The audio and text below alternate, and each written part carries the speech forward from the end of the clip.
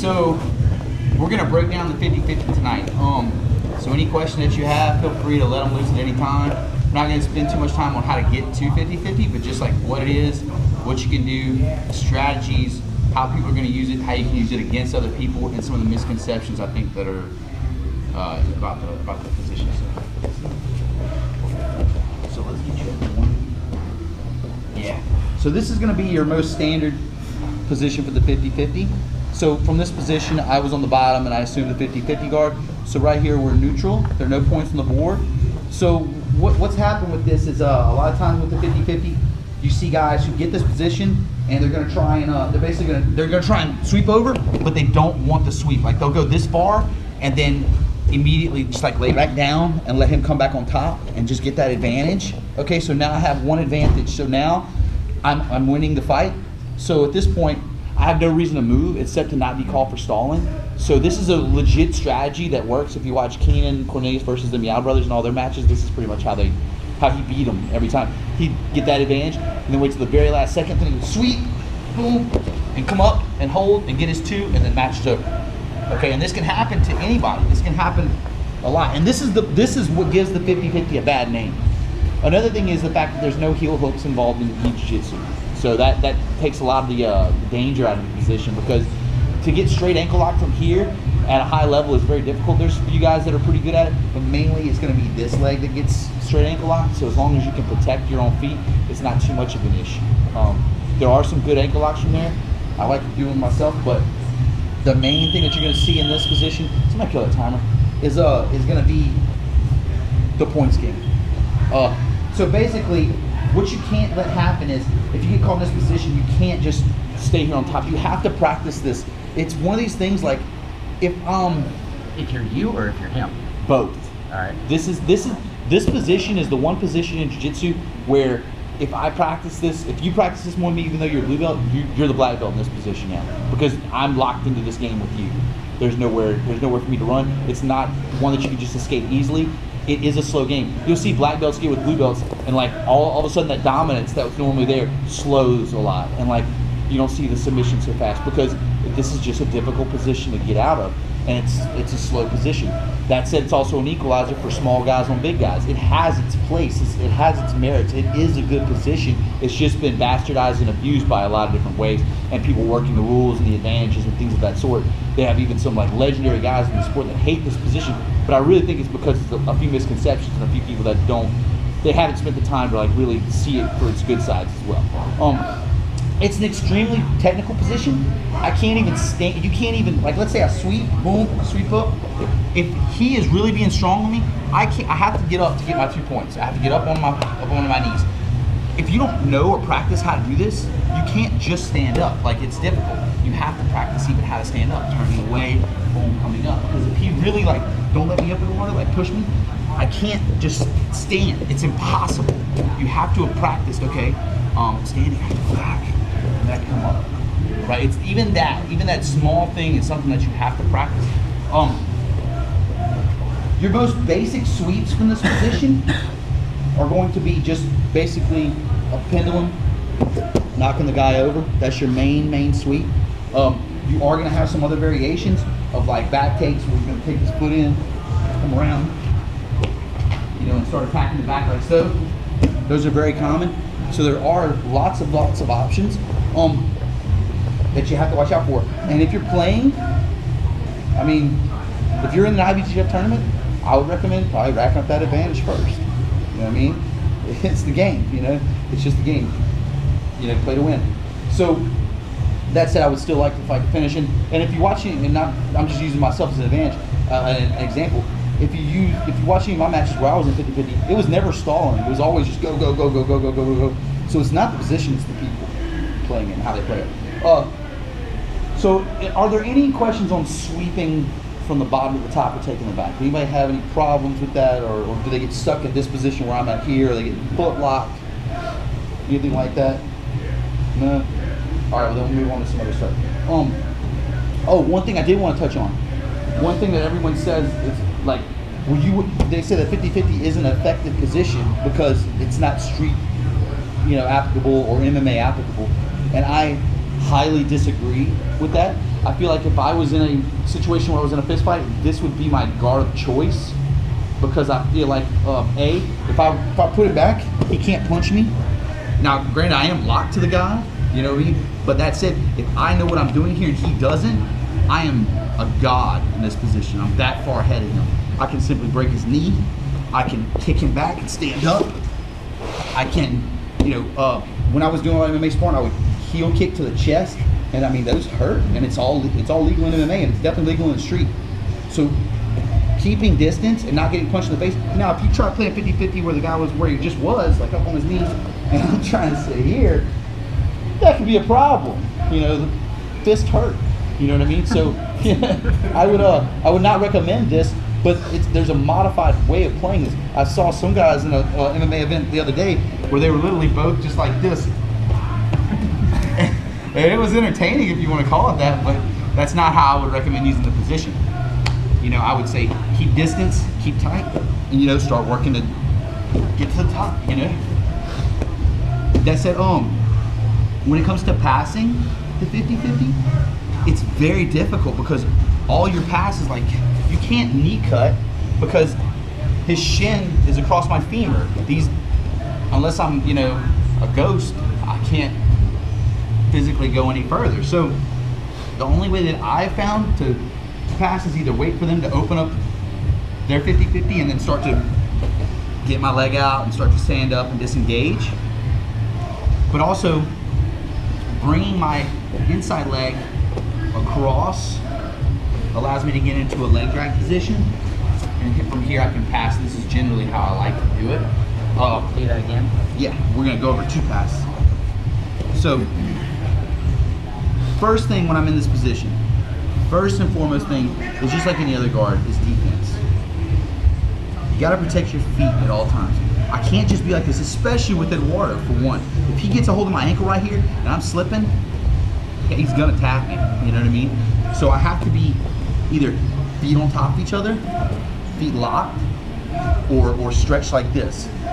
Those are genuinely the 3 positions. If you get Ryan Hall's 50-50 guard DVD, it's really good at this particular scenario because he actually involves it with the heel hook, so it adds an extra element of danger. So if you can defend with heel hooks, you can definitely defend without heel hooks. So very, very important to constantly keep your feet in a safe position. Always respect your opponent's footlock because you don't know who's a good footlocker and who's not. You know what I mean? So what you're going to do for a couple of the passes that will work today is basically going to be, one of my favorites is I like to control a sleeve. And when I'm controlling a sleeve, he can't ankle lock. Okay, so now I'm pretty safe. He has to have this arm to be able to ankle lock. I like to grab and fall to my side, take my outside foot, and go into his bicep like a spider bone. Okay. From here, I'll kind of play with this position for a second. Go here, and now brace against his outside leg, and keep this tight. Now he'll be doing, he'll be moving and stuff like that. But I'm just waiting for my opportunity to keep this pin and bring this to the other side. If he knows what he's doing, he's gonna be reaching for my leg and trying to grab my heel and pull me back across, and that's when I have to bring my body weight into it and smash this way. Once I get to this way, then I'm in a nice leg drag position, and I can pass from there. Another way that I've seen Cobrini pass a lot of times is he'll get up and he likes to stand. You have to lock up pretty good to lock the figure 4. He'll get like here, like if you watch him versus Bruno Ferrata, he would try and pass like this, and he would just wait for his opportunity and just step, boom, over, and then he would pass from there. So that's 2 options for passing. So passes. If you're on the top, you never want to be here if you were the guy on top. Like if I was passing, I step right here, boom, Eduardo threw his leg under, boom. This is very, very bad for me from a strategic point of view. So you cannot let this happen if you can avoid it at all costs. My advice is never let them lock their legs and try and just disengage and get back up, because you're gonna get caught in that battle. Especially if the points are tight or if he's up. Either way, it's gonna be really, really tough for you to come back from that. If you notice, I like to use this grip a lot just to hinder their movement. And once they really lock their legs, it's very difficult sometimes to get this unlocked. It's almost like sometimes you need to wait for the opportunity, you know. But if they are staying locked, I keep my elbow right here in the crux of his knee, and I wait till I feel just a moment of weakness, and that's when I push out. And I'll start working. And once I have this, I try like hell to never let them lock their legs again. Because once they lock their legs, it takes away a lot of my options. And also, once you're on top, you can fall to this position here and be okay. You just can't let them come up and like get an advantage. Like if I'm here and he pushes me over, boom, he's gonna get advantage, okay? But if I'm here and I'm like, all right, I want to pass, and I go down and start working, I'm cool. Should be, you know, it's subjective to a referee, but you should be fine. You shouldn't lose anything on points there. So be careful how it looks, how it appears when you're competing. You know what I mean? You can't just get frantic and fall back, because it's really gonna hurt you in the points. Are there anything else that's popping up on anybody's brain about? Is there anything you could do when you're bringing your foot over and they've got the leg? Great question. So if I bring my foot over, let's say I've got the sleeve, I bring my foot over, and he's trying to bring it back over. Okay, I'll try and grab their collar and brace here. So at least if they try and bring it over, I have a little bit of something to stop them. I'm not saying it's always going to work, but at least it gives me something. I can pull it back a bit here. But really, truly, it's sometimes it's a speed race. So if I go here, boom, he reaches under, I just really like try and plow forward. Because once I get here, and I'm kind of like got this head and arm control, I'm pretty good. Even if he grabs my foot really hard, it's gonna be difficult for him to bring it over, because I'm bringing so much pressure forward, and that's when I'm gonna pass off the back side. Show that a little bit one more time, Josh? Yeah.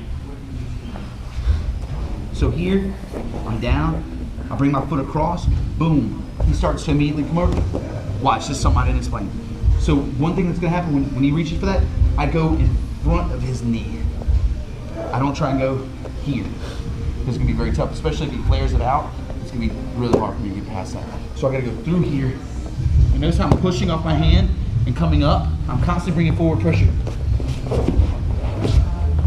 I can't go backwards. If I go backwards at all, he's gonna bring my foot back over to the side. And then we're back stuck in that position. Like I said, this isn't the flashiest position, but you know, it is what it is. It's here and it's not going anywhere. I'm trying to think if I'm forgetting anything. Whenever he tries to attack your foot, when you get the foot over, a lot of guys just almost like pull your foot from there. So like grab like an ankle lock from here? Not even like an ankle lock, but just like a control. So when you try to come up, he like keeps you pulling your foot back. So he keeps that like yeah, like you come like, so now when you come up to leg drag, he won't bring your foot back.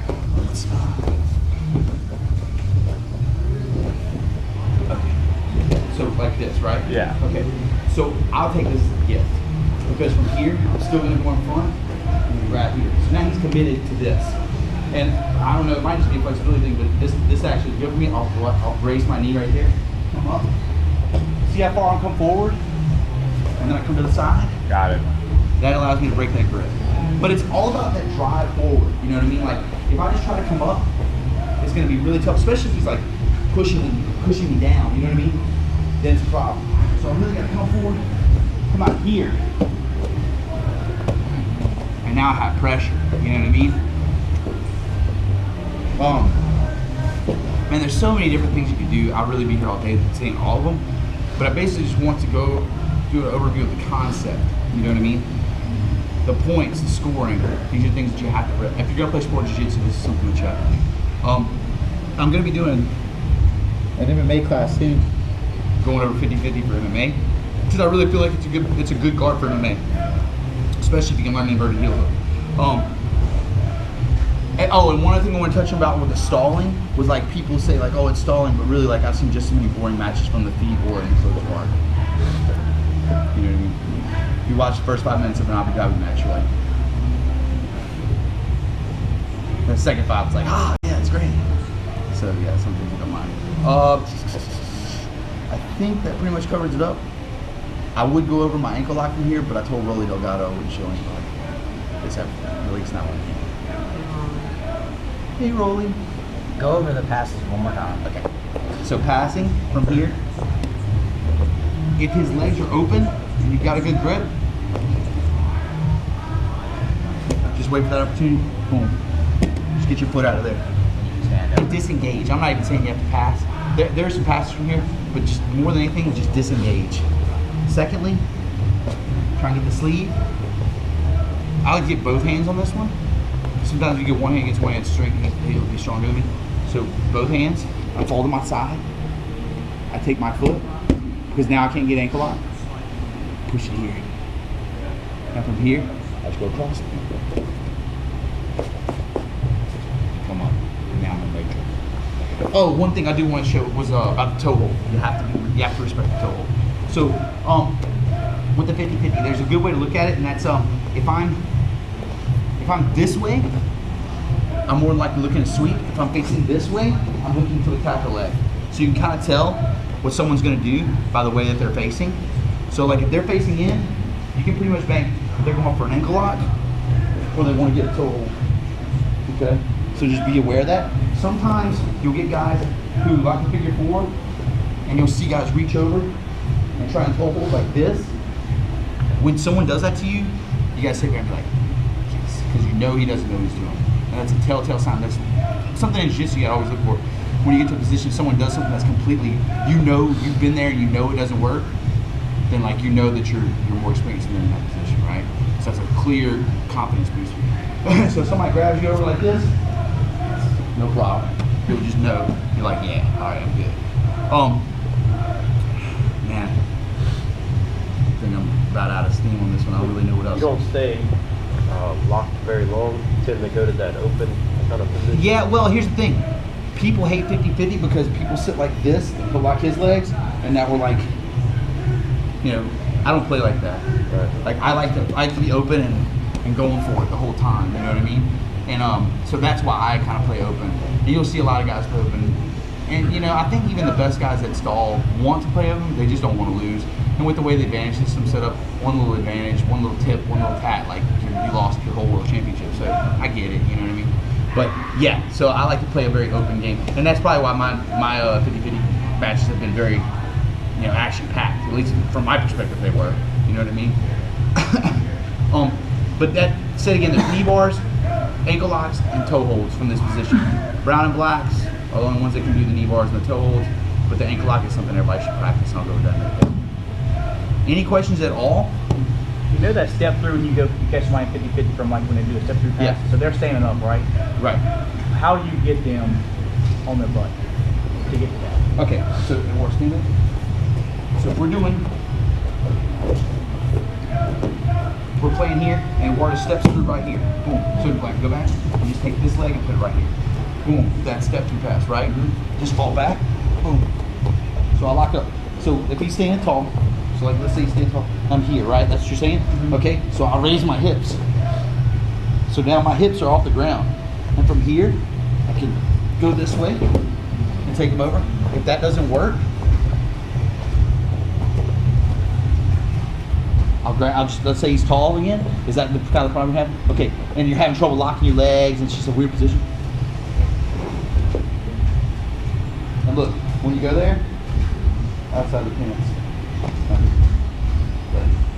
I found this, how the Meow Brothers do it is way better than not. So yeah, sometimes it'll be like this will be hard to keep. You can just put your feet together. But really and truly, turn this knee outside and they'll fall. So here, you grab it side, lift your hips, go over.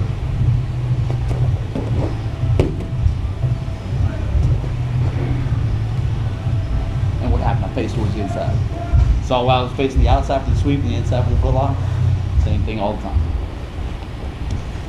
Cool? 1, 2, 3.